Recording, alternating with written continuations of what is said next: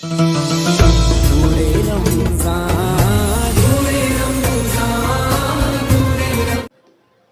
علیکم ورحمۃ اللہ وبرکاتہ۔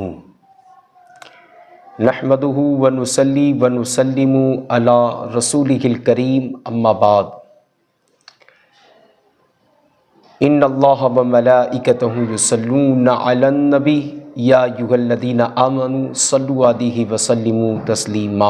اللہم صل علی سیدنا ونبینا ومولانا محمد وعلی آل سیدنا و مولانا محمد وبارک وسلم صلاۃ و سلام علیک یا سیدی یا حبیبی یا رسول اللہ صلی اللہ تعالیٰ علیہ وسلم۔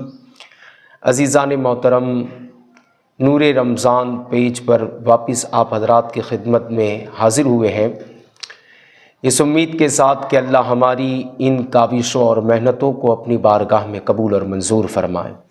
عزیزان محترم، رمضان المبارک کے فضائل اور مناقب پر آپ حضرات نے کچھ باتوں کو سماعت فرمایا۔ آج مزید اس پر کلام کرنے کے لیے حاضر ہوا ہوں، لیکن جہاں رمضان المبارک کی خود اپنی فضیلت ہے جو وہ برکت والا ہے، وہیں ساتھ ساتھ اس ماہ میں کچھ یادگار دن بھی آئے ہوئے ہیں۔ جیسے آج 3 رمضان المبارک ہے، جو 2 عظیم ہستیوں کی یادگار کے دن ہے، کہ جس دن ان نفوس قدسیہ نے اپنے مالک حقیقی سے ملاقات کی تھی۔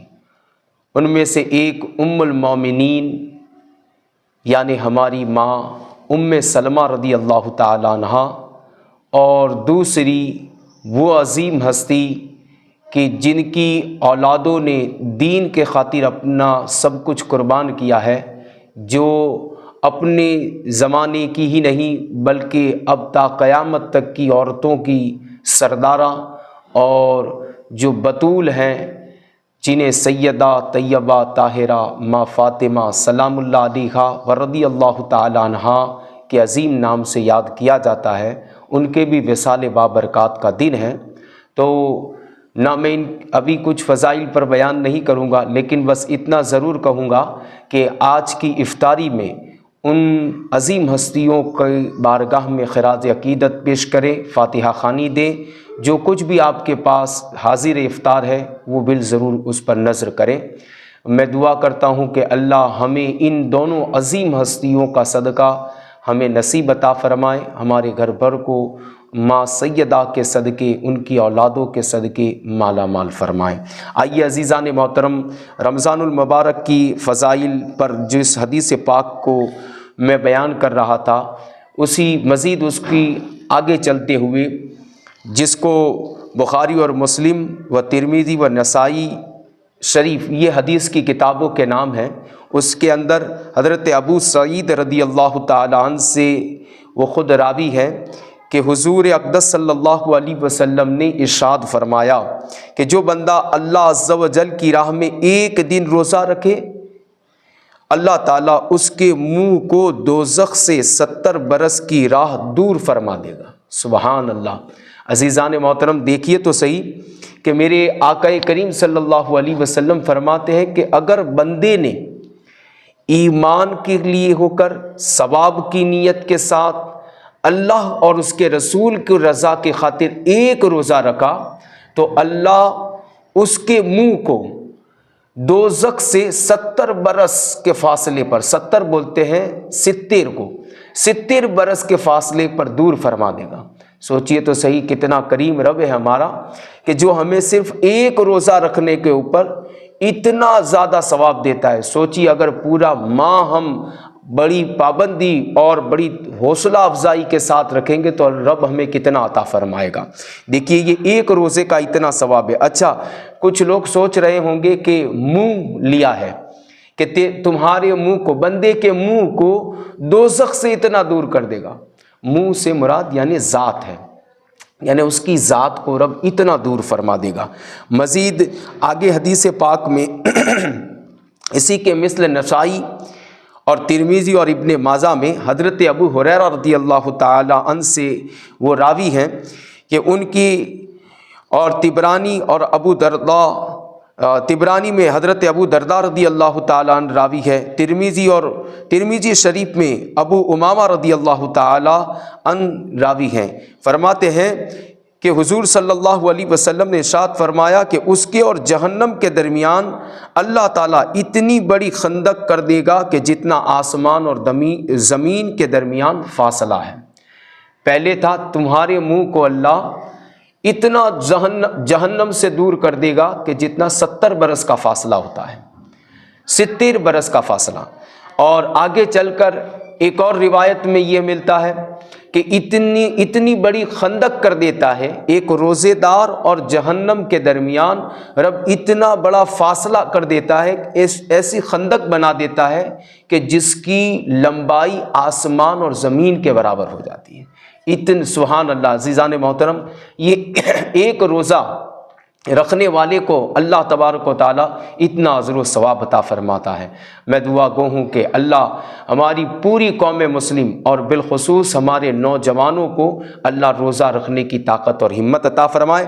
آئیے چلتے ہوئے آپ حضرات کو ایک اور مسئلہ بھی سماعت فرما دوں، چونکہ ہمارے معاشرے کے اندر کچھ غلط فہمیوں کے ساتھ شکار ہو کر لوگ اپنے اپنے روزوں کو خراب کر دیتے ہیں۔